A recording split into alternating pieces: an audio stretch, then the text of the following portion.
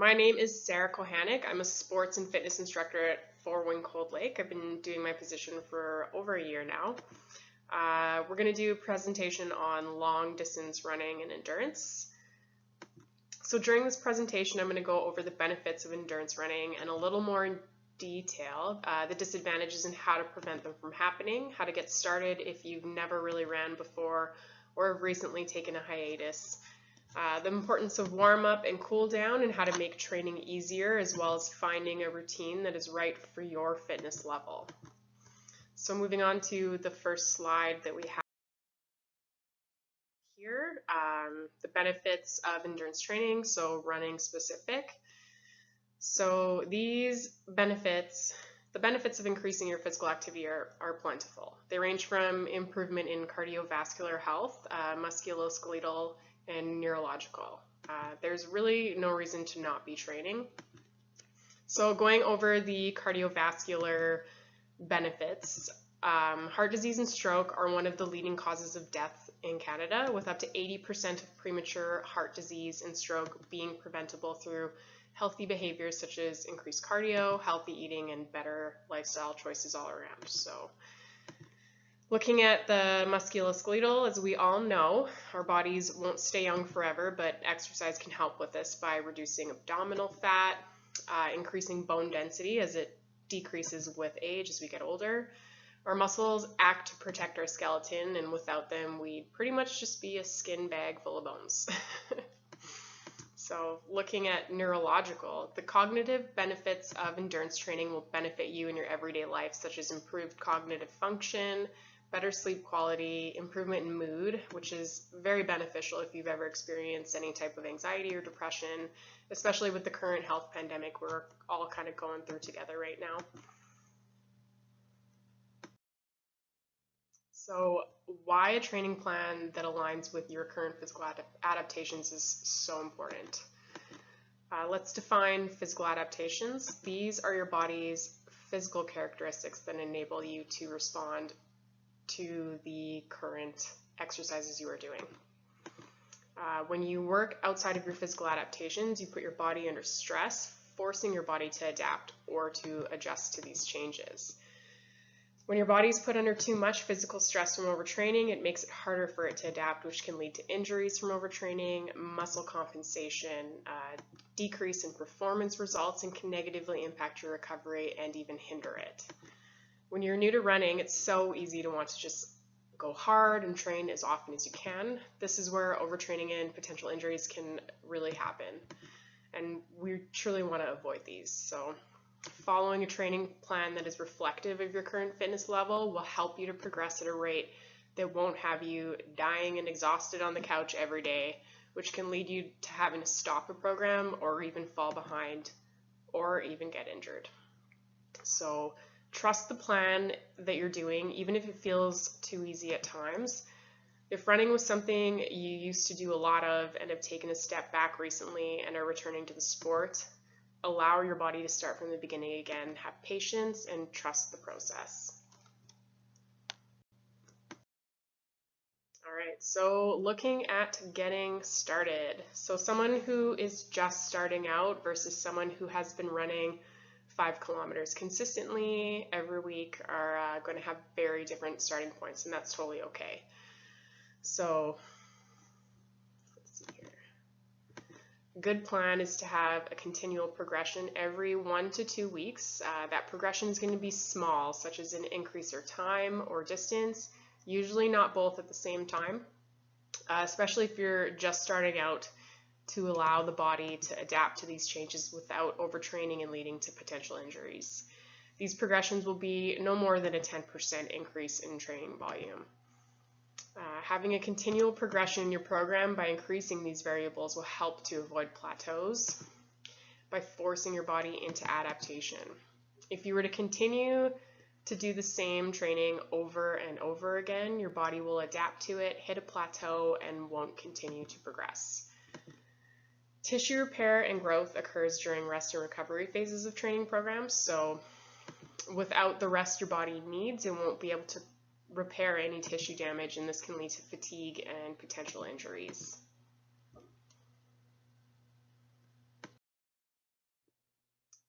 All right, so now looking at the importance of a warm-up and a cool-down. A warm-up prepares your body for the physical stress you'll be placing your body under. This is done at a gradual increase in tempo to help to increase blood flow to the skeletal and cardiac muscles, also increasing body temperature. This is going to help decrease the risk for injuries as well as abnormal cardiac rhythms. So a warm-up is going to be about 5 to 10 minutes long with a low intensity to a medium intensity, including movements similar to the workload, such as brisk walking to a slow jog. You could also include dynamic movements such as leg swings, high knees, or butt kicks as well. Looking at the importance of a cool down now. A cool down helps the body to safely transition to homeostasis, which is the physical state prior to exercise. This helps to reduce the risk of cardiovascular complications caused by suddenly stopping exercise. So you want to continue to keep moving after your workload is complete at a lower intensity with either a walk or a jog that is less than the completed workload. Your cool down should be about 5 to 10 minutes and allow the blood pressure and heart rate to return to pre-exercise levels. This is going to help your body to prevent the pooling of blood in extremities, so like your arms and your legs, as well as reduces risk of dizziness and fainting, which could occur or which could further result in injuries. The continued movement will allow the blood to continue to flow, allowing for proper venous return and boost the recovery process. Stretching should also be added to your cool down for about 5 to 10 minutes to reduce potential muscle cramps or delayed onset muscle soreness, also referred to as DOMS. So these are definitely very important parts of your workout that you want to have added in. And I know sometimes people will skip that part because well, I think they don't need it, it's not that important, but it's important. So take what you're learning here and go with it and use it and add it into your programs.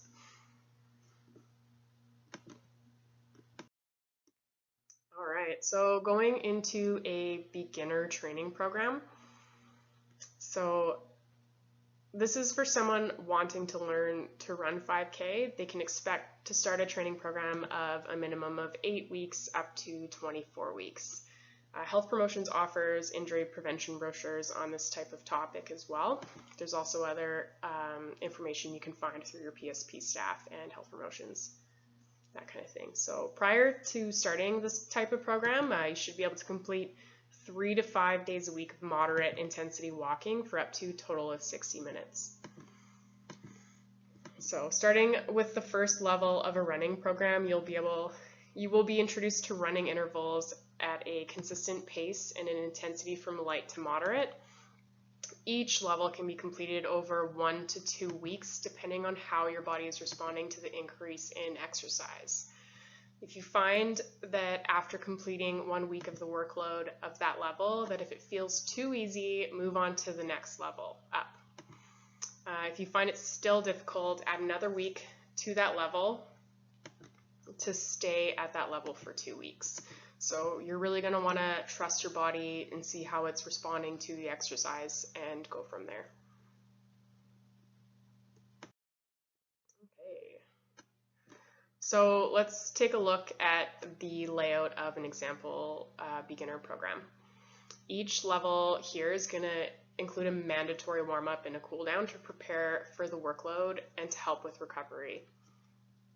So your workload should be about 30 minutes, including the warm-up and cool-down for a total of 60 minutes or less, depending on if you need a longer or shorter warm-up. Looking at your level 1 here, we've got about a 10-minute walk warm-up with a 30 minutes of a 1-minute jog, alternating with 2 minutes of fast walk. And that workload again, you're going to add up your jog and your 2-minute walk every time until it totals about 30 minutes there. Looking at your second level, it's about the same thing, except we've decreased our walk down to 1 minute. Going on to level 3, our jog has increased to 2 minutes and the walk stayed the same. Level 4, it increases by a minute.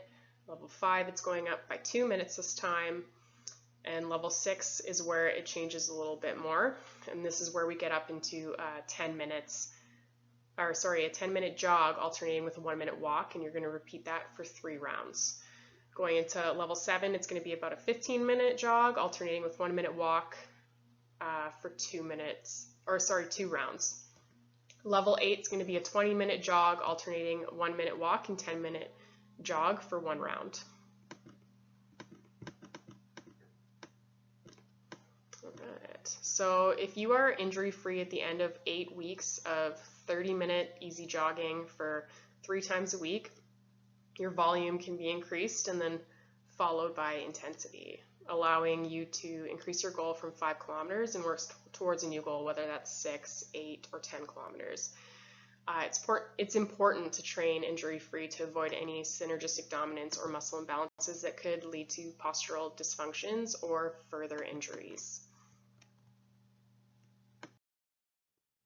So looking at how to stick to a plan. So no one's going to make you complete a running program. That's on you to hold yourself accountable. You can, however, use your family and friends to support and for motivation. You can have someone do the program with you to hold each other accountable. You may not be able to do the program together as your training levels may be different, but you can still verbally motivate each other and share your progressions. Reward yourself for every level you complete, whether that's a new pair of shoes or a new training outfit or whatever it is that you need to do to reward yourself, be it healthy and good for you.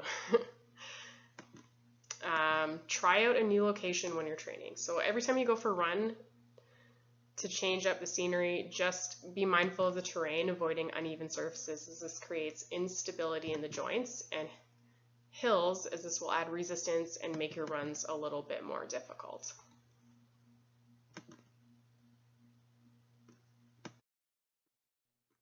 All right, going over our conclusion here. So we've discussed our warm-up, our cool-down, what a workload's going to look like, the benefits and the disadvantages. So now that you're armed with all that you need to start a program safely, avoiding injury with continual progression, with a better understanding of the purpose of an effective warm-up and cool-down, you can make the most of your training sessions. So please don't skip those important parts of your workout. If you have further questions, do not hesitate to ask your local PSP staff or health promotion staff. The resources are available for you to use and benefit from, and we have lots of them. So the end of the slide presentation is going to include a list of references for your convenience that includes further information on injury reduction and prevention and is available to you through your local PSP staff. So happy safe running!